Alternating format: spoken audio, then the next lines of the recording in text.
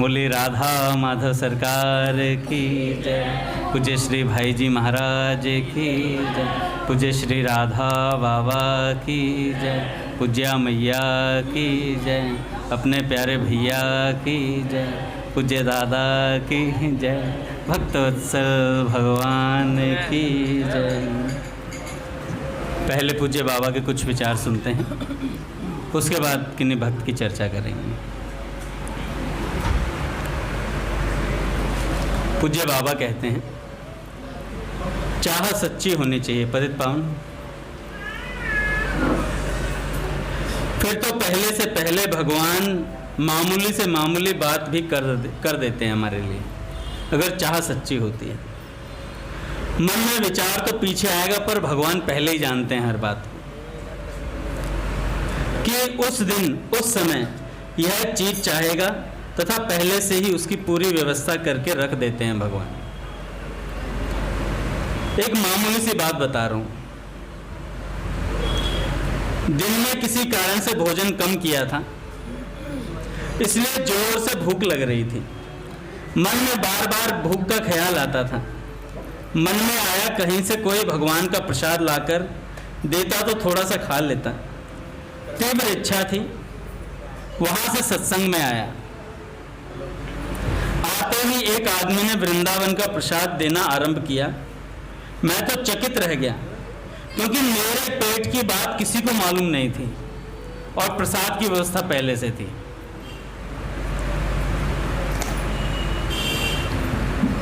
सुना है कि भाई जी आए हैं और प्रसाद ले आए हैं।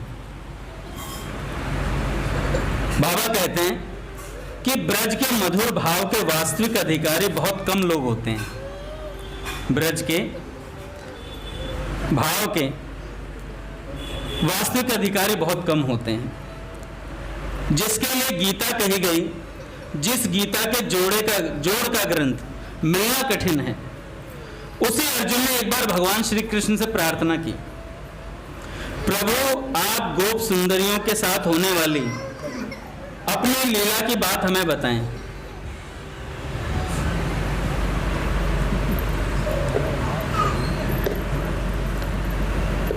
भगवान नट गए और बोले, उसे सुनकर तुम्हें देखने की इच्छा हो जाएगी। उसे सुनकर तुम्हें देखने की इच्छा हो जाएगी, इसलिए इस बात को जाने दो अर्जुन। अर्जुन व्याकुल होकर चरणों में गिर पड़े। इस पर भगवान ने कहा, देख अर्जुन, उसके लिए तो साधना करनी पड़ती है, गोप सुंदरियों वाले स्वरूप के लिए तुम्हें त्रिपुर सुंदरी की उपासना करनी पड़ेगी। वे यदि प्रसन्न होकर तुम्हें दिखाना चाहेंगी तभी देख सकते हो, दूसरा कोई उपाय नहीं है। कथा पद्म पुराण में विस्तार से है। अर्जुन गए हैं, वहां देवी ने स्पष्ट कहा है कि अर्जुन, जो भक्त श्री कृष्ण को प्राण के समान प्यारे हैं, उनमें भी सबको इस लीला के दर्शन नहीं होते हैं। उनमें भी सबको इस लीला के दर्शन नहीं होते हैं। कोई कोई विरले ऐसे भक्त होते हैं जिन पर श्री कृष्ण यह कृपा कर देते हैं। तुम धन्य हो जो तुम पर उन्होंने कृपा की है और उस लीला के दर्शन के लिए तुम्हें मेरे पास भेजा है। इसके बाद अर्जुन ने बड़ी बड़ी साधना जैसे देवी ने बताई की, और फिर जब एक गोपी बन गए अर्जुन, तब वहां प्रवेश मिला है। तब श्री राधा जी आकर उन्हें श्री कृष्ण के उस परम दिव्य धाम में, जिससे परे और कुछ भी नहीं है, वहां ले गई हैं और वहां का आनंद पाकर अर्जुन कृतार्थ हुए हैं। जो अर्जुन दिन रात भगवान के साथ खाते पीते बैठते थे, जिन्हें गीता जी का ज्ञान हो गया था, उनकी यह हालत है। फिर हमारी तो बात ही छोड़ दो। उनकी यह हालत है कि भगवान ने कहा पहले जाके उपासना करो, साधना करो, और हम घर बैठे बैठे मैं तो गोपी हूं, अभी रुक जाओ, अभी बहुत साधना करनी है ना। पूज्य बाबा कहते हैं मंजिल बहुत दूर है, अभ्यास बहुत ज्यादा करना है। हवा हवा में बातें नहीं होती हैं। हमारे जैसे तुच्छ पामर प्राणी तो इस लीला के कहने के भी अधिकारी नहीं है। पूज्य बाबा कहते हैं एक रत्नावती देवी थी, वह जयपुर के आम्बेर की रानी थी। उसको मारने के लिए शेर छोड़ा गया। शेर महल में गया, वह ध्यानस्थ बैठी थी। शेर पहुंचा, वह बोली, आइए प्रहलाद के भगवान, बड़ी कृपा की आपने। थाल लिया, प्रसाद सजाया, आरती सजाई। शेर चुपचाप पूजा ग्रहण करता रहा। धूप दीप नैवेद्य से पूजा करके एवं विधि पूर्वक आरती उतारकर रत्नावती ने प्रणाम किया। फिर शेर वहां से उछला तथा पिंजरे में घुसने से पहले 2-3 पहरेदारों को खा गया।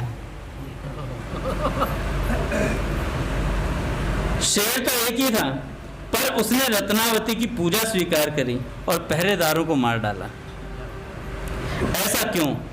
ऐसा इसलिए कि रत्नावती का तो सच्चा भगवत भाव था और पहरेदार शेर मान रहे थे। रत्नावती का भाव था सब में भगवान है।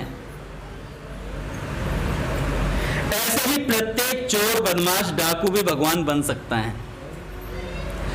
लाला बलदेव सिंह नाम के एक सज्जन देहरादून में थे। उनको मरे कई वर्ष हो गए। भगवान के बड़े भक्त थे, बाबा कहते हैं, असली भक्त थे, बहुत रुपए वाले थे। अच्छा, जिसके पास रुपया और भक्त बन जाए बहुत मुश्किल बात है।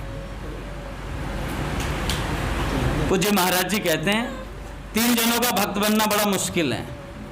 पहला स्त्री का, दूसरा ब्राह्मण का और तीसरा राजा का। स्त्री का क्यों? बहुत आसक्त होती है घर में, चोल चाटी बहुत होती है ना, मतलब राग द्वेष से भरा रहता है हृदय। राजा का अभिमान से भरा रहता कि मेरे पास सत्ता है, सब कुछ है। और ब्राह्मण का इसलिए मेरे पास ज्ञान बहुत है, ज्ञान हो इसलिए कल्याण नहीं हो पाता है। तो सावधान हो जाना चाहिए। तो जो सज्जन थे, बहुत रुपए वाले थे। एक दिन डाकुओं ने नोटिस दी कि आज रात्रि को हम लोग लूटने आएंगे, आप तैयार हो जाइए। यही नोटिस उनके भतीजे को भी मिला। भतीजे तो पुलिस के पास गए तथा बलदेव सिंह ने रसोइये को कहा कि खूब बढ़िया बढ़िया माल बनाओ, खूब बढ़िया बढ़िया माल बनाओ।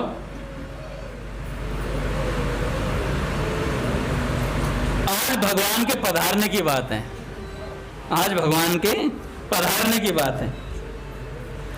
भतीजे साहब आए, बोले चाचा जी क्या इंतजाम किया?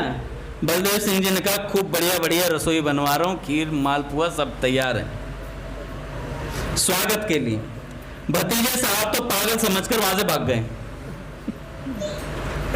उनके घर पुलिस का पहरा बैठा और बलदेव सिंह जी सचमुच बहुत बढ़िया बढ़िया बहुत से आदमियों को खाने भर की बहुत सी रसोई बनवाकर रात भर प्रतीक्षा करते रहे कि अब आएंगे तब आएंगे। स्वयं भी नहीं खाया और आखिर कुछ हुआ नहीं। पर यदि होता भी तो उनके घर डाकू नहीं आते, क्योंकि उनका मन पहले निश्चित कर चुका था आएंगे तो भगवान ही आएंगे, उनके अलावा कोई आ नहीं सकता। देखो, भगवत प्राप्ति बहुत ऊंचे दर्जे की चीज है। बाघ, शेर, हिरण, बकरी को साथ बैठा देने से यह नहीं माना जा सकता कि ऐसा कर देने वाला भगवान को प्राप्त हुआ ही पुरुष है। सर्कस वाले भी पशुओं को शिक्षण देकर वश में कर लेते हैं। मान लो कोई शेर के सिर पे हाथ रख के बैठा और हम कहते हैं भगवत प्राप्त महापुरुष है, देखो शेर को काबू में कर रखा है। तो सर्कस वाले भी काबू में करके रहते हैं, फिर तो सारे भगवत प्राप्त है। पूज्य बाबा कहते हैं सब भगवत प्राप्त हो गए। भगवत प्राप्ति असल में क्या चीज है, इसे भगवत प्राप्त पुरुष ही जानते हैं। साधारण संसारी मनुष्य तो देखता है कि किसमें क्या चमत्कार है, पर चमत्कार होना भगवत प्राप्ति का लक्षण नहीं है। दक्षिण में एक संत हुए थे ज्ञानदेव जी। उन्हीं के समय एक योगी थे चांगदेव, वे शेर पर सवारी करते थे। चांगदेव जी 2400 वर्ष की उनकी आयु थी। प्रत्येक 100 वर्ष पर जब मृत्यु का समय आता तब योग बल से समाधि पे बैठ जाते और दूसरा शरीर ले लेते। ऐसी स्थिति थी उनकी। ज्ञानदेव जी 2 भाई थे तथा उनके एक बहन थी। सभी भगवत प्राप्त पुरुष थे, सारे के सारे। चांगदेव के पास उनकी खबर पहुंची। बहुत लोग उनकी प्रशंसा करते। चांगदेव को अभिमान था। शेर पर चढ़कर मिलने चले। लोग तो बाहर के दिखावे को देखते हैं। सब देखे, बाप रे कितना बड़ा महात्मा शेर पर सवारी करता हुआ आ रहा है। लोगों ने कहा, ज्ञानदेव जी महाराज, एक बहुत बड़े महात्मा आपसे मिलने आ रहे हैं, आप चलिए। ज्ञानदेव जी के मन में आया कि अच्छा देखो, उस समय तीनों भाई बहन एक टूटी हुई दीवार पर बैठे थे। भगवत चर्चा चल रही थी। जब लोगों ने बहुत कहा, महाराज बहुत भारी महात्मा आ रहे हैं शेर पर बैठकर, अगवानी के लिए चलिए उनकी। तब ज्ञानदेव जी ने कहा ठीक है। फिर दीवार से बोले, री दीवार चल, री दीवार चल। तो देखा महाराज जमीन से उखड़कर वो दीवार चल दी। कहने की देर थी कि बस चलने लगी दीवार। चांगदेव ने देखा, बाप रे, आज तक योग के द्वारा मैं चेतन प्राणी को ही वश में करके इच्छा अनुसार नचा सकता था, पर ये तो जड़ वस्तु को चला के आ रहा है। ये तो जड़ पर शासन करता है। उसी क्षण अभिमान टूट गया और चरणों में जा गिरे। उस समय 64 अभंग छंदों में उन्होंने ज्ञानदेव जी को उपदेश दिया। ये ज्ञानदेव जी ने उपदेश दिया चांगदेव जी को, तथा राम नाम की महिमा बताई कि भगवान के नाम के सामने ये सभी बातें तुच्छ हैं। भैया बताते ना, एक बार एक महात्मा गंगा जी पार कर रहे थे। एक दूसरे महात्मा आए, वो पहले वाले सिद्ध थे, तो वो गंगा जी पे चलने लगे। दूसरे वाले नाव में बैठ गए। जब मध्य में पहुंचे तो वो जो चल रहे थे उन्होंने देखा, जो नाव में बैठे थे उनको, कैसे महात्मा हो, नाव में बैठकर गंगा जी पार करते हो, हमें देखो। तो उन्होंने कहा, जी महाराज प्रणाम है आपको, क्या बात है, अद्भुत, गंगा जी के ऊपर चल रहे हैं आप तो पैदल पैदल। पार कर गए और पार करके जो नाव में महात्मा बैठे हुए थे, उन्होंने महात्मा को दिखाते हुए कहा कि आपकी सिद्धि का मूल्य बताऊं कितना है। उन्होंने कहा कितना? कह रहे 2 रुपए। आप इतनी सिद्धि, इतना जप तप किया, तब गंगा जी पार करने के लिए आपने सिद्धि प्राप्त की, मैंने 2 रुपए में पार कर ली। कोई जप नहीं, कोई तप नहीं। तो कहने की बात थी, सिद्धि किसी पे हो तो ये कोई बड़ी बात नहीं है। असली सिद्धि भगवत प्रेम है। आपके हृदय में भगवान से प्रेम कितना है। असली संतों की एक पहचान किसी बाहरी चेष्टा से नहीं होती, बाबा कहते हैं।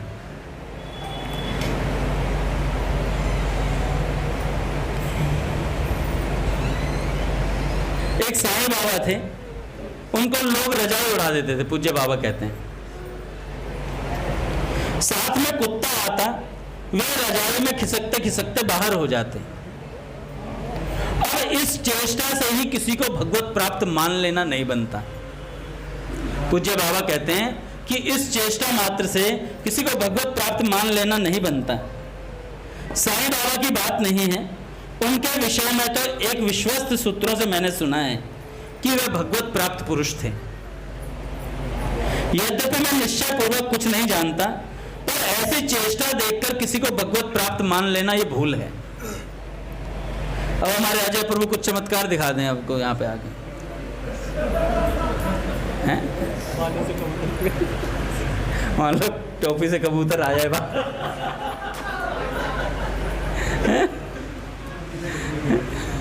या हाथ को यूं झटके में रुमाल आ जाए,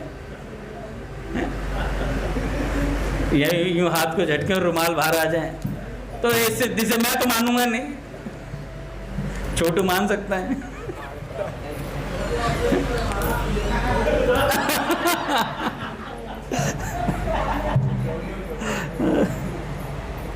तो पूज्य बाबा कहते हैं संत का असली स्वरूप इससे अत्यंत विलक्षण है भाई। आज एक संत कह रहे थे कि अगर संत आपके निकटस्थ हैं, कि एक सिद्ध महापुरुष के आप निकट रहते हैं, जिस हवा का स्पर्श उन संत को हो रहा और वही हवा आपको स्पर्श कर रही है, तो आपको बड़े सौभाग्य की बात है कि आप एक भगवत प्राप्त पुरुष को स्पर्श करी हुई हवा आपको स्पर्श कर रही है। अब उनसे कुछ मांगने की बात रह ही नहीं जाती, क्योंकि सबसे बड़ी बात आपको मिली हुई है। संत का असली स्वरूप बड़ा विलक्षण होता है। वृंदावन में ग्वारिया बाबा थे, कुछ ही वर्ष पहले शरीर छूटा। उनका विचित्र ढंग था, वे अपने को श्याम सुंदर का सखा मानते थे और सचमुच में थे भी। सिर्फ मानते नहीं थे भी। मानते तो हम भी हैं, मतलब हम कहते हैं मैं टाटा बिरला का लड़का हूं, तुम्हारे मानने से कुछ थोड़े ना होता है। वही टाटा बिरला तो माने तुम वो है? अब तर्क देने को बहुत कुछ कह सकते हैं। कई ज्ञानी पुरुष कह देंगे कि भैया ईश्वर अंश जीव अविनाशी चेतन अमल सहज सुख राशि ममे वांशो जीव लोके जीव भूत है सनातन, श्लोक मेरे ऊपर ही दे देंगे। बात तो यही है भैया, भगवान ने तो बहुत पहले स्वीकार कर लिया कि तुम मेरे हो। बात तो हमारी ही स्वीकार करने की आ रही है, हम ही नहीं मान पा रहे हैं कि हम भगवान के हैं। तो ग्वारिया बाबा का विचित्र ढंग था, उनकी विचित्र विचित्र बातें आती हैं। दिन भर पता नहीं कहां कहां घूमते रहते थे। एक दिन रास्ते में पड़े थे, रात्रि का समय था, कई चोर उस रास्ते में से जा रहे थे। चोरों ने पूछा कौन हो? वे बोले तुम कौन हो? उन सब ने कहा हम तो चोर हैं। इन्होंने कहा हम भी चोर हैं। ग्वारिया बाबा ने कहा हम भी चोर हैं। उन्होंने कहा चलो तब चोरी करें। इन्होंने कहा चलो। सब एक ब्रजवासी के घर में चोरी करने घुसे। वे सब तो चोर थे ही। उन सब ने सामान बांधना शुरू कर दिया, घर में चोरी करनी शुरू कर दी। ये कुछ देर तो खड़े रहे, फिर वहां ढोलक पड़ी थी ब्रजवासी के घर में। वही रात में ताबड़तोड़ बजाने शुरू कर दी। खूब जोर जोर से ढोलक बजा रहे हैं, कीर्तन कर रहे हैं। घर के आदमी जाग गए, वे सब तो भाग गए, पर ये ढोलक ही बजाते रहे। घर वालों ने आकर 4-5 डंडे बाबा के ठोक दिए। बाबा को पीट डाला अंधेरे में। अंधकार था, रोशनी जलाई तो देखा ग्वारिया बाबा हैं। उन सबको बड़ा दुख हुआ कि महात्मा को डंडे मार दिए। पूछा बाबा तुम कैसे आए? बोले चोरी करबे के ताई आए हैं, चोरी करबे के ताई आए। उन सब ने पूछा और कौन कौन हते? बोले श्याम सुंदर के सब सखा हते। अब देखिए इन लोगों की कैसी चेष्टाएं होती हैं। ग्वारिया बाबा मरने के कुछ दिन पहले बोलने लगे थे, क्या कहते? अब नोटिस आए गए है, अब नहीं रहूंगा, अब नहीं रहूंगा, नोटिस आए गए है। मरने के 2 दिन बाद वहां से कुछ दूर एक भक्त था, उसके वहां गए, दूध पिया। बाबा का एक भक्त था, बड़ा बीमार था, रोने लगा कि बाबा या तो अच्छा कर दो या अब अपने पास बुला लो। स्वप्न में आए, मरने के दूसरे दिन की ये बात है। उससे कहा रोते क्यों हो, चल हमारा उत्सव मनाया जा रहा है, देख। फिर स्वप्न में ही उसे ले गए, जो जो था दिखलाया, फिर कहा अमुक दिन तुम्हें ले जाएंगे। नींद खुलने पर उसने जांच की, ठीक ठीक वैसे ही उत्सव हुआ, वैसे ही उसने स्वप्न में देखा था। फिर उसी बताई हुई तिथि को वह मर गया, शरीर छोड़ दिया उसने। उनकी ऐसी ऐसी विलक्षण बातें आती हैं ग्वारिया बाबा की, सबका समझना कठिन हो जाता है। पर वे थे सचमुच श्याम सुंदर के सखा। एक बार तो नाराज हो गए, मंदिर के दरवाजे पर बैठ गए। जितने भक्त आए, कहाँ जा रहे हो? कह रहे भगवान के बाद। कोई भगवान भगवान ना है तो बात खराब है गई है, यहाँ से निकलो। तो सारे भक्तों को वहीं से बाहर। ये सच्चे महात्मा थे ग्वारिया बाबा। उनकी कई चेष्टाओं को कुछ अर्थ नहीं लगता था। 2 महीने मरने के पहले हाथों में हथकड़ी डालकर घूमते रहते थे। मरने से 2 महीने पहले हाथ में हथकड़ी डालकर घूमते रहते हैं कि श्याम सुंदर ने कैद कर दिया है,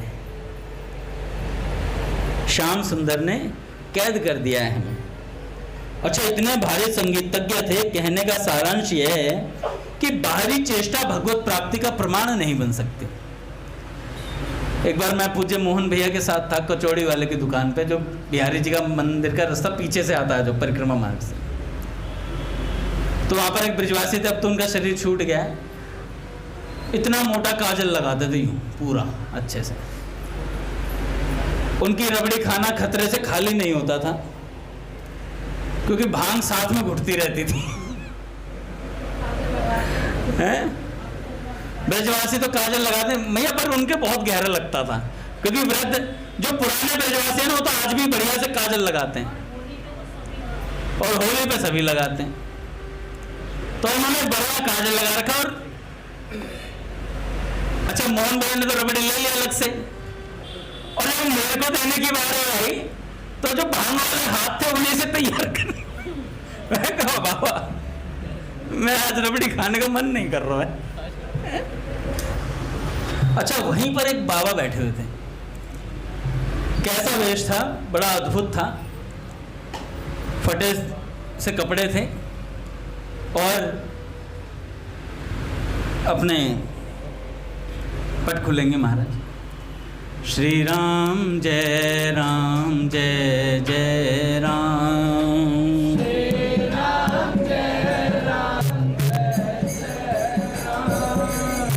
श्री राम जय राम जय जय राम, श्री राम जय राम जय जय राम,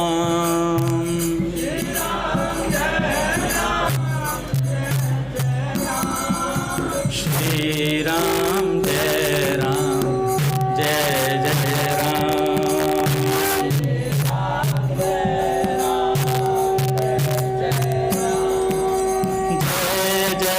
जय राम जय जय राम।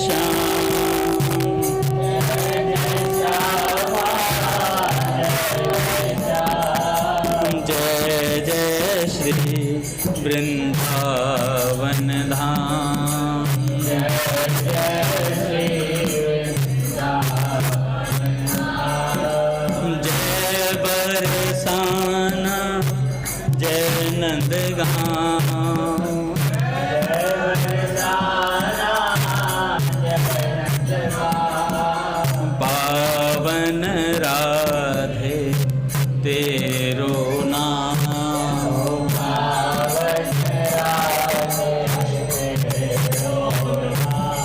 बोले राधा माधव सरकार की जय। तो जो बाबा बैठे थे, तो कचौड़ी की सब्जी होती है ना आलू वाली, तो आलू की सब्जी उनके मुख पे लगी हुई थी और ऐसे ही बैठे हुए थे। तो मैंने देखा, मैंने पता नहीं कौन है, मांगने वाला होगा कोई, तो मैंने प्रणाम किया नहीं, भाई मेरे को क्या पता कौन बैठा है। तो मैं तो ऐसे इग्नोर करके अपना कृष्ण प्रिय है, अपन तो बाबू लोग हैं ना, तो अपन को क्या मतलब किसी से। तो सब्जी वब्जी मुंह पे लगी हुई थी, तो मोहन भैया ने कहा कि अंगद जी प्रणाम करो। मैंने कहा भैया किसे? कह रहे ये परमहंस महात्मा है, जिनके सब्जी मुंह पे लगी हुई, कपड़े अजीब से पहन रखे गंदे संदे, कह रहे इन्हें प्रणाम करो। अब भैया मोहन भैया ने बोला तो मैंने कहा भाई प्रणाम तो करना ही पड़ेगा, भैया ने बोला है तो बात है ही। तो प्रणाम करा मैंने, और प्रणाम करके मैं चला। तो फिर मोहन भैया ने बताया कि ऐसे परमहंस महात्मा हैं, आप ब्रज में देखोगे कभी यहाँ तो कभी वहाँ, ऐसे घूमते हैं। अच्छा, इतने में हम गए, वहीं बैठे हुए हैं। मैं मोहन भैया के साथ उनकी गाड़ी में गया तो इस्कॉन के सामने पहुँचे। इस्कॉन के सामने पहुँचे तो वही व्यक्ति, वही महात्मा गाड़ी के पास आके कहता है, बांसुरी की हाथ से बांसुरी बना के और मुंह से सीटी बजा रहा है। तो मोहन भैया ने कहा कि देखो, इन महात्माओं को कोई पहचान नहीं सकता, इनकी हरकतें इस तरीके। एक तो कबाड़े के ढेर पे ही रहता था। कौन सा वाला कबाड़ा? ये नहीं कि कागजों का, वैसा जो कीचड़ होता ना नाली का, उस नाली के कीचड़ पे पड़े रहते थे। ऐसे महात्मा थे। कोई बता, कोई जाएगा उनके पास? हैं? वंशीअली जी 12 साल तक बरसाने में रहे, कूड़े के ढेर पे। तो ना भाई पहचान नहीं सकता। बाहरी चेष्टा से हम किसी को ये सोचें कि भैया, तो बाबा कहते हैं देखो ब्रज जीवन कुछ ऐसा पवित्रतम जीवन होता है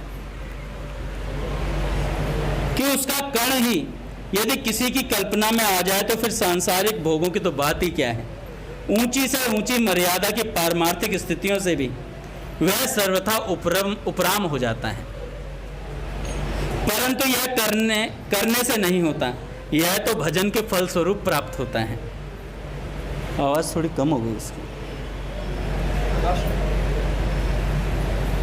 भगवत कृपा के प्रभाव से किसी भाग्यवान साधक में यह बात प्रकट होती है कि उसके जीवन में ब्रज जीवन आता है। निरंतर गुण लीला का श्रवण करते करते, भगवान का नाम लेते लेते उस कृपा का प्रकाश होकर किसी किसी भाग्यवान के अनर्थ की जब पूर्णतया निवृत्ति हो जाती है, तब ब्रज प्रेम की साधना शुरू होती है। पूज्य भैया को प्रणाम।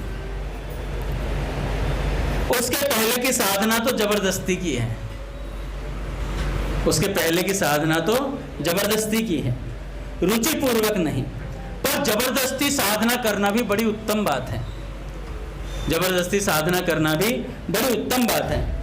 भैया किसी तरह से भी चलने वाले का रास्ता तो कटता ही है। पूज्य बाबा कहते हैं किसी तरह भी चलने वाले का रास्ता तो कटता ही है।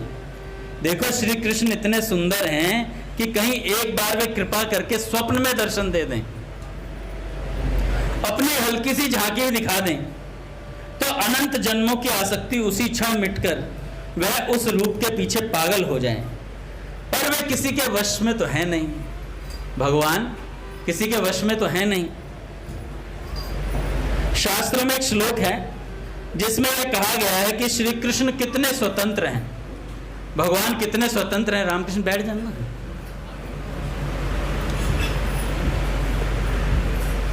आ ही नहीं रहा, 3 बार उठ गया।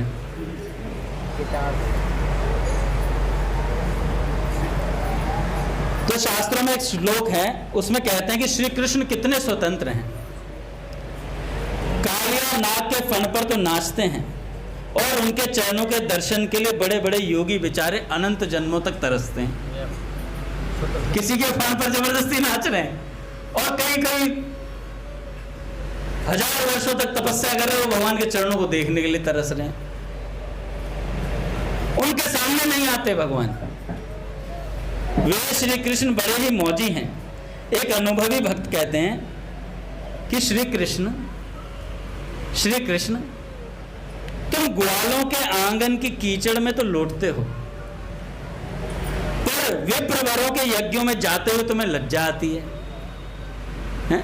यज्ञों में जाते हुए लज्जा आती है और ग्वालों के आंगन में लौटते रहते हो। गो बछड़ों के हुंकार का उत्तर देते हो और सत्पुरुषों की सैकड़ों स्तुतियां सुनकर भी मौन धारण कर लेते हो। गोकुल की गोपियों की दास्ता करते हो, पर जितेंद्रिय पुरुषों के चाहने पर भी उनके स्वामी नहीं बनते, उनके स्वामी नहीं बनते। इससे यह पता लग गया कि तुम्हारे चरण पंकज युगल केवल प्रेम से ही प्राप्त हो सकते हैं। कोई तपस्या करके ये चाहे कि मैं भगवान को बस में कर लूंगा, तो ऐसे कोई भगवान तो परम स्वतंत्र, ना सिर पर कोई, उनकी मर्जी होगी तो आएंगे। भैया बताते हैं ना, एक ऋषि ने कहा मैं तुम्हें श्राप देता हूं, भगवान ने कहा नहीं लेता नहीं लेता, मेरी मर्जी है। हरि बोल। पूज्य भैया आगे महाराज, आगे ना पूज्य भैया। अच्छा माई राज जी आगे भैया, चलो। श्री राम जय